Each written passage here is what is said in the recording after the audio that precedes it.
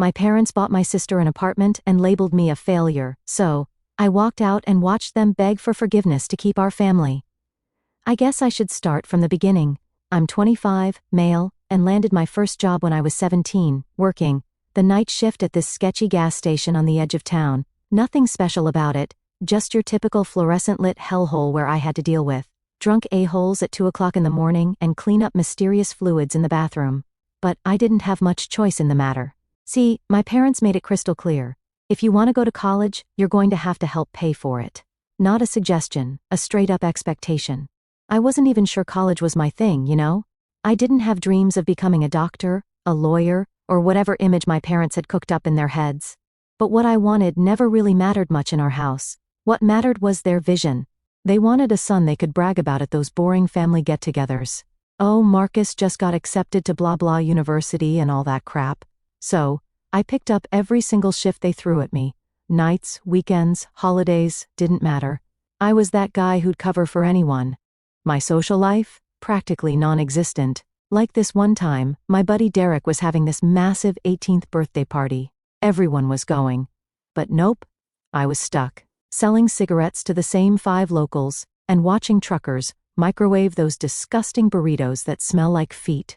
All so I could scrape together enough for tuition. Eventually I managed to save enough to cover my first semester at the local university. It wasn't some fancy Ivy League place with manicured lawns and stone buildings, but I figured it was good enough to keep them off my back for a while. My sister Kay, though? Complete opposite story. She's 4 years younger than me, the golden child of the family. I gotta paint the picture for you guys. Kay was that girl in high school who was moderately pretty but acted like she was God's gift to the universe. She learned early on how to manipulate my parents in ways that would make a CIA operative jealous. Like, she'd do this thing where she'd fake cry, but only one tear would come out and my parents would practically trip over themselves to fix whatever problem she was having. It was actually impressive in a messed up way.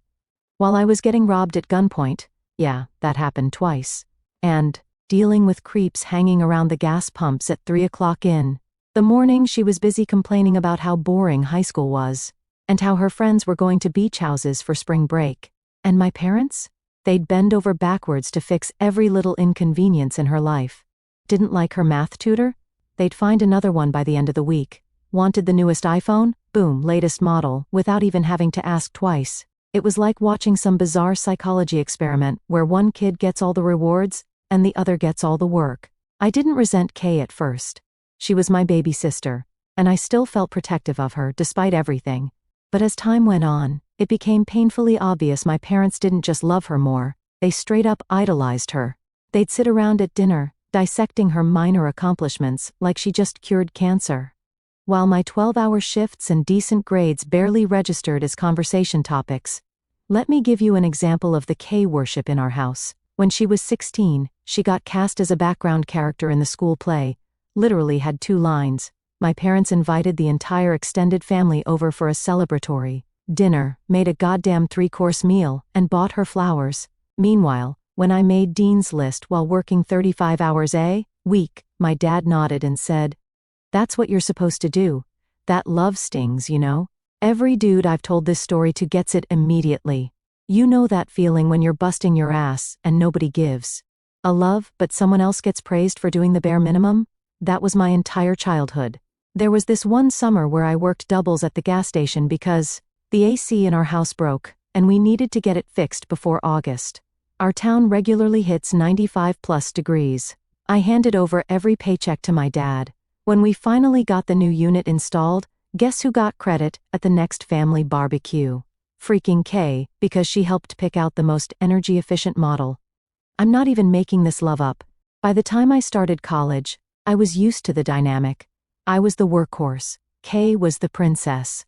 I'd given up trying to compete for their attention because it was crystal clear I'd never win.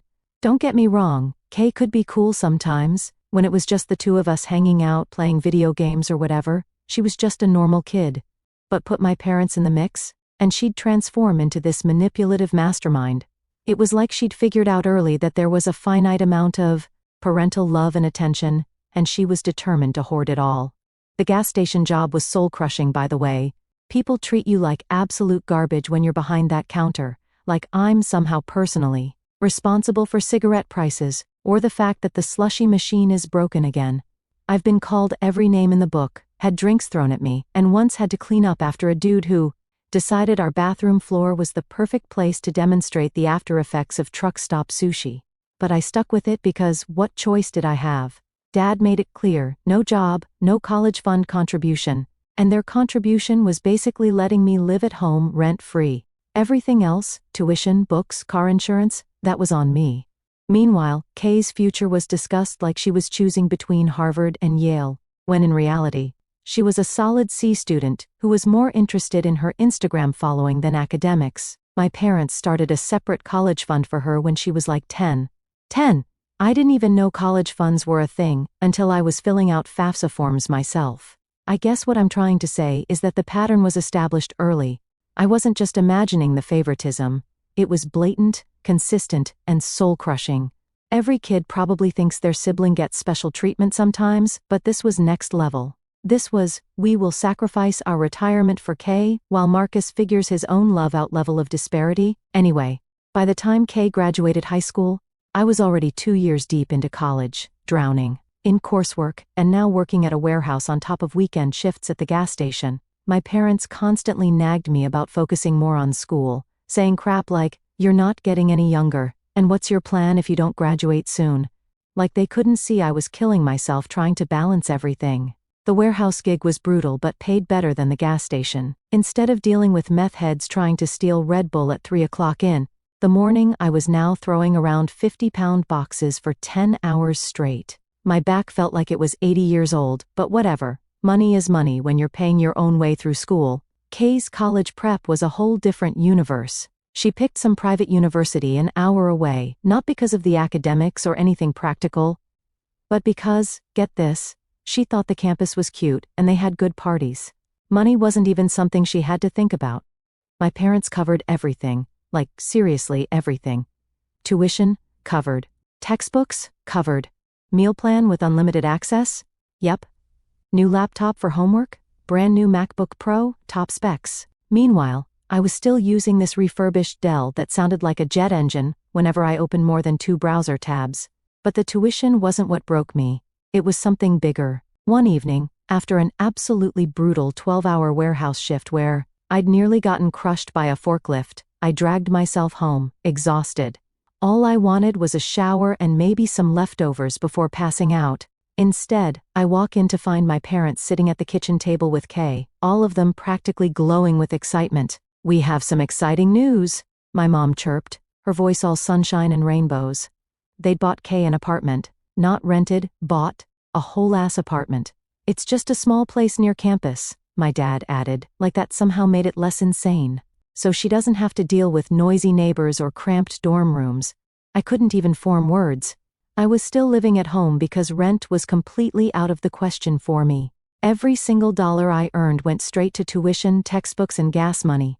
I was driving a 1998 Honda Civic that broke down at least once a month, and they just casually dropped probably $200,000 on an apartment for my sister. And Kay? She wasn't even grateful. She actually wrinkled her nose and said, "It's nice, I guess, but the kitchen's kind of small." I lost it. "Are you serious? They just bought you an entire apartment, and you're complaining about the kitchen?" My mother shot me this look that could have frozen hell over. "Don't start, Marcus. This is a big milestone for Kay. You should be happy your sister has a comfortable space to concentrate on her studies." Yeah, right. Kay had never held down a job in her life, and she didn't give two loves about college. She only applied because our parents made her, just like they did with me. The difference? Kay had the luxury of being openly resentful about it, while still getting everything handed to her. I swallowed my anger, went upstairs and slammed my bedroom door. I wanted to scream, to punch something, to make them understand how completely unfair this all was. But what was the point? They just dismissed me like always. "You're overreacting, Marcus. Don't be so jealous, Marcus. Why can't you just be happy for your sister, Marcus?" The next morning, I had a 5 o'clock in the morning shift at the warehouse. Dad was already up, making coffee. I grabbed a granola bar, not making eye contact. "About last night," he started. "Here we go," I thought. "I think you owe your sister an apology." She was really excited about the apartment and you ruined the moment. I nearly choked on my granola bar. I ruined her moment? Are you kidding me right now? Watch your tone, he warned. Classic dad move. Can't win the argument, so attack my tone instead. You know what? Fine, I said, grabbing my keys. Tell Kay, I'm sorry her kitchen isn't big enough in the free apartment she got for doing absolutely nothing. I left before he could respond, slamming the door behind me. Childish? Maybe.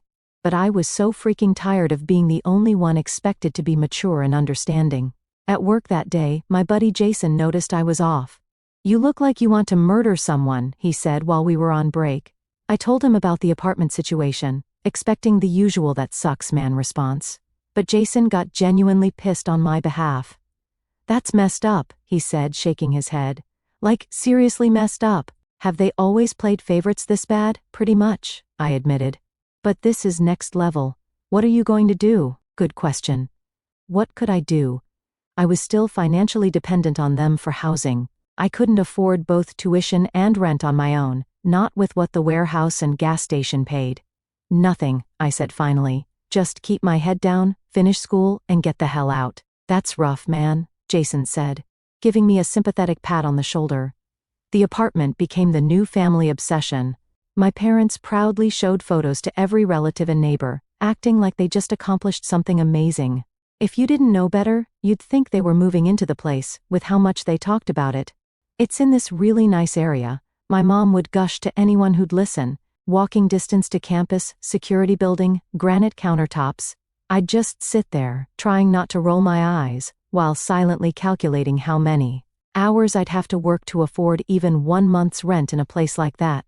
Meanwhile, Kay treated the whole situation with typical Kay indifference. After the initial excitement wore off, she started finding things to complain about. The walls are so bland, she whined one evening while I was trying to force down dinner after a 9-hour shift. And the couch you picked out is too firm. Can't we replace it? My father nodded sympathetically. We'll sort it out, sweetheart. I couldn't hold my tongue. Why don't you paint the walls yourself? It's your apartment, isn't it? Kay rolled her eyes. I don't have time for that. Before I could respond, my mother jumped in, her tone sharp as a knife. Marcus, don't be rude. She has enough on her plate with the move and starting classes. You know how stressful this is for her. Stressful? Because God forbid Kay faced anything remotely challenging in her life. Yeah, I wouldn't know anything about stress, I muttered, thinking about my 60-hour workweek, full course load, and the research paper that was due in 3 days that I hadn't even started yet. What was that? My mother asked, her tone warning me not to push it. Nothing, I said, shoving my plate away. I've got homework. I retreated to my room, the only place where I could actually breathe. The moving day was a whole production. Dad rented a U-Haul, even though Kay barely had any stuff. Mom bought all new everything. Dishes, towels, bedding, cleaning supplies. They spent the entire day setting up her place exactly how she wanted it. I had exams that week, so I begged off helping. That earned me another lecture about family responsibility. But I couldn't bring myself to care. The thought of spending an entire day watching them fawn over Kay, while I did the heavy lifting, was more than I could take. When they finally finished moving her in, my parents came home looking exhausted. But satisfied, like they just completed some major life accomplishment. You should see it, Marcus, my mom said, scrolling through photos on her phone. It's just perfect for her. I made appropriate noises of interest while wondering if they'd ever put this much effort into anything related to my life. The answer, of course, was no. That night, I made a decision. I needed to get out, not just eventually but as soon as possible. This house, this family dynamic, it was slowly crushing my soul. I'd find a way to make it work financially. I'd take out more loans if I had to.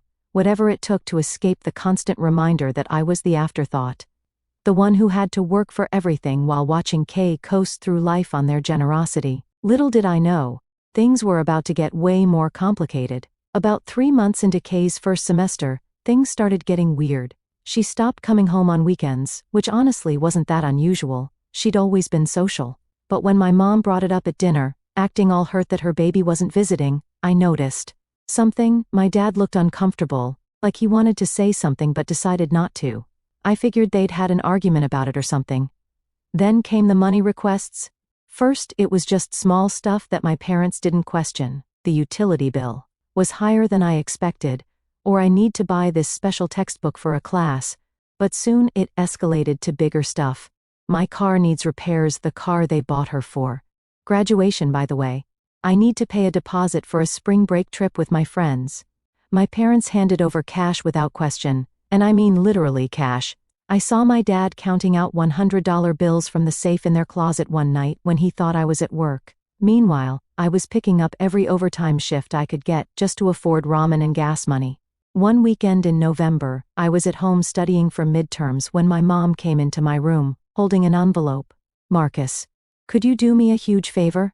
I accidentally took some of Kay's financial aid forms when I was helping her organize last week. She needs them ASAP for the bursar's office. Could you drop them off?" I wanted to say no. It was my only day off in 2 weeks, and I had a massive economics exam on Monday, but the look on my mom's face told me this wasn't really a request. "Fine," I sighed. "I'll head over there now. Oh, and maybe take her out to lunch while you're there, my treat," she said, handing me a $50 bill along with the envelope. Great. So not only did I have to be a delivery boy, now I had to pretend to want to spend time with my sister. But whatever, free food is free food. I tried calling and texting Kay to let her know I was coming but got no response. Typical. She was probably sleeping off a hangover or something. When I got to the apartment, the one my parents had spent their retirement money on, I used the spare key they'd given me for emergencies. The moment I opened the door, I knew something was wrong. First off, the smell hit me like a truck, weed, cigarettes, and something else. Something chemical that burned my nostrils. Not just your average college party smell. Something worse. The place was trashed, and I don't mean normal messy college student trashed. I mean destroyed. Empty beer cans and pizza boxes littered the living room. The fancy white couch my parents had bought, that Kay complained was too firm, had burn marks all over it. There were stains on the carpet that I didn't even want to identify. And there, passed out on that couch, was some stringy-haired dude I'd never seen before. Shirtless, covered in terrible tattoos, skinny to the point of looking sick.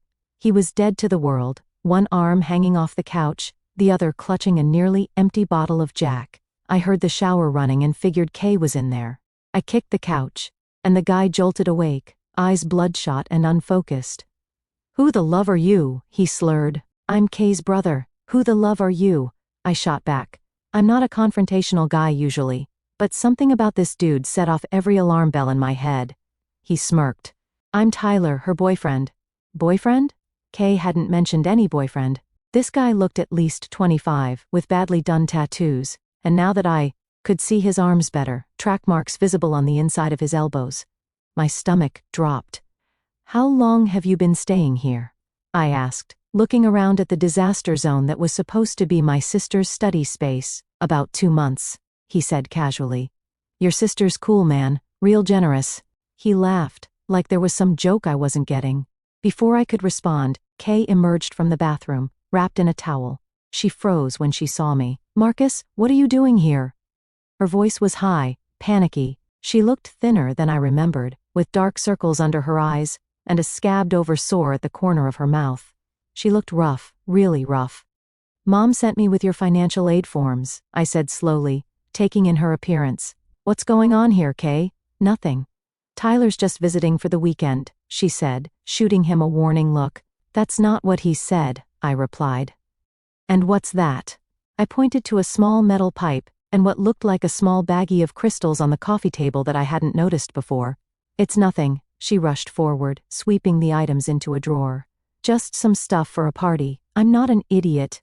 I'd worked enough late nights at the gas station to know what meth looked like. Hell, I'd had to call the cops twice on people shooting up in our bathroom.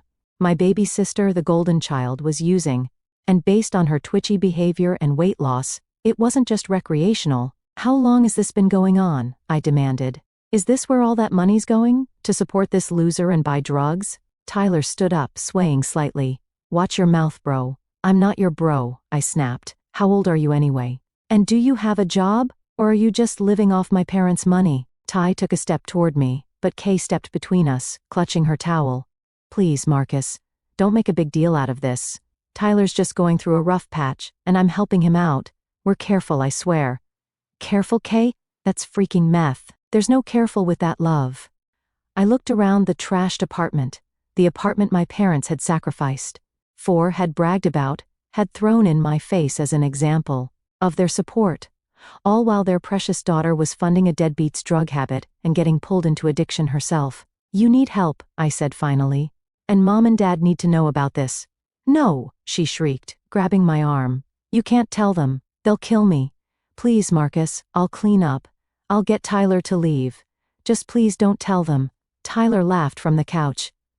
Baby, you know I'm not going anywhere. We had plans, remember? He gave me this smug look that made me want to punch him.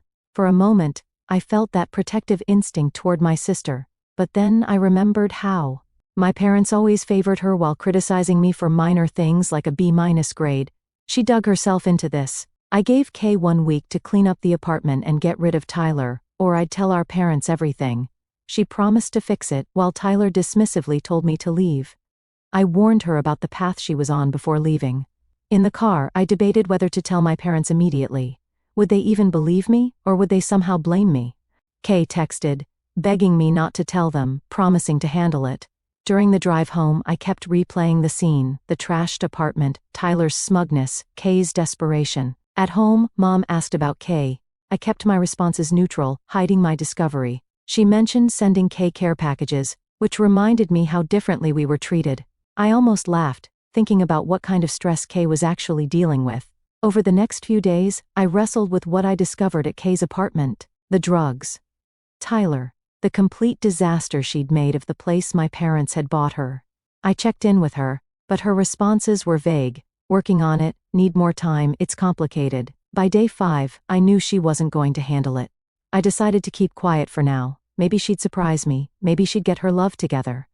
But deep down, I knew better. Meanwhile, I was drowning in work and school. Between warehouse shifts, gas station weekends, and midterms, I was barely functioning. Something had to give, and unfortunately, it was my economics class. I bombed the midterm, complete failure. I knew it was coming, but still, seeing that F on my student portal hit hard. I didn't tell my parents right away. What was the point? They had never cared about my struggles before. But then my professor emailed my dad, apparently still listed as my emergency contact. When my dad confronted me, I explained I was working 50+ hours while taking a full course load. You need to make school a priority, Dad said. You're wasting time and money. That's when I snapped. All the frustration about Kay's apartment came pouring out. Whose money? Mine. You're not paying my tuition, but you bought Kay a car and an apartment. Mom walked in during the argument. Don't start that again. Your sister is going through a difficult time. You have no idea. You want to know why I failed? I found your precious daughter's apartment trashed, with her jobless boyfriend doing meth. That's where your money's been going. They didn't believe me. Dad grabbed his keys and they went to see for themselves. Hours later, they returned, looking devastated. You were right, Dad admitted. It's worse than you said. Yet, even then they made excuses for her. This isn't Kay's fault. That boyfriend took advantage of her, Mom insisted. She chose to start using. She chose to let him move in and lie to you. You don't understand addiction, Dad countered. She didn't choose this. They focused entirely on getting Kay into rehab, bringing her comforts, while I worked double shifts, trying to salvage my grade. A month later, Dad confronted me again about my continued academic struggles. Kay has an addiction. The counselors say she was self-medicating. We failed her, Mom explained. And what about me? I'm exhausted. Her problems matter, mine don't. Kay's situation is medical. Your grades are about effort, Dad said. The injustice hit me hard. She destroys a $200,000 apartment doing meth and gets sympathy. I struggle with one class while working 2 jobs, and I'm lazy? Nobody said you're lazy. Kay didn't choose her situation. Stop. She absolutely chose this. You've never set boundaries for her. Your sister is fighting for her life, and you're making this about you, Dad shouted. No, you made this about me. You've always expected me to be responsible while never actually supporting me. I'm done trying to earn your approval, I declared. I'm dropping out. Dad's face turned purple. You're a failure. Even with her issues, at least she's fighting. You're just quitting. Something inside me broke. My sister was a meth addict who destroyed their apartment. Yet I was still the disappointment. That night, I decided to move out, rather than drop out immediately. When Dad tried guilt-tripping me the next morning, I challenged him to name. one thing they'd done for me comparable to what they'd done for Kay.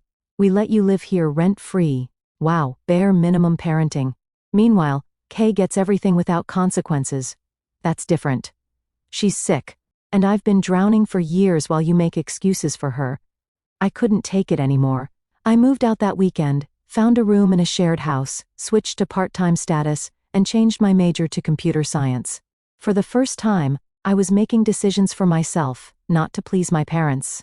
Fast forward about 2 years, life took a major turn.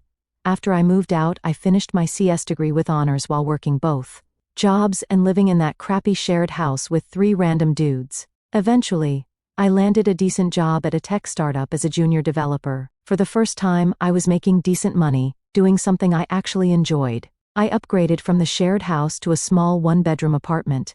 I also started dating this hot girl named Mia from the UX team at work, and even adopted this weird-looking shelter mutt I named Baxter. Pretty sure he's part lab, part corgi, part who knows what. Things with my family stabilized into what I'd call a distant but functional relationship. We did holidays together and occasional family dinners, but kept conversations superficial. Kay went through rehab. She had one relapse about a year later, but seemed to be doing better, taking community college classes and working part-time at a coffee shop. My parents seemed humbled by the whole experience. They weren't as blatant about the favoritism anymore, and they actually showed some interest in my career. I think seeing their golden child fall so hard forced them to reassess some things. Then came the phone call that changed everything. It was a random Tuesday evening. I'd just gotten home from work, and was about to take Baxter for a walk when Dad called. His voice sounded strained as he asked if we could talk. Turned out, they were having financial difficulties. Specifically, the bank was threatening foreclosure on the house. Between Kay's rehab costs, which insurance only partially covered, the massive loss they took selling her trashed apartment, they recouped only about 40% of what they paid, and dipping into retirement, taking a second mortgage, they were about 3 months behind on payments. This is where it got rich. Dad asked if I could help them out with about $15,000 to get current on their mortgage, plus more for other debts. After years of working at that disgusting gas station, after being told I needed to contribute while Kay got everything handed to her, after finally building my own stable life, they wanted me to bail them out. I'd only been at my job for 8 months. That amount would have wiped out my entire emergency fund and then some. When I asked why Kay couldn't help, Dad got defensive. She's giving what she can, but she's still getting back on her feet. Always the excuses for Kay. After a long talk with Mia and a sleepless night, I drove to my parents' house. They looked hopeful when they saw me, clearly expecting a check. Instead, I told them straight up that I wasn't giving them the money. Mom started with the guilt trip, but I cut her off. I explained that bailing them out wouldn't fix the real problem. They'd never learned to live within their means or set proper boundaries. They'd spent decades giving Kay whatever she wanted while expecting me to fend for myself. Now that consequences had finally caught up, they were turning to me, the kid they never supported, to save them. When they tried to argue it wasn't about Kay, I pointed out that the foreclosure was happening precisely because they'd overextended themselves for her. I told them I loved them and would help with emotional support or resources, but I wouldn't enable the cycle anymore with cash. It was the hardest thing I'd ever done, but also the most necessary. The fallout was exactly what you'd expect. Mom called, crying. Dad sent angry texts, accusing me of abandoning family.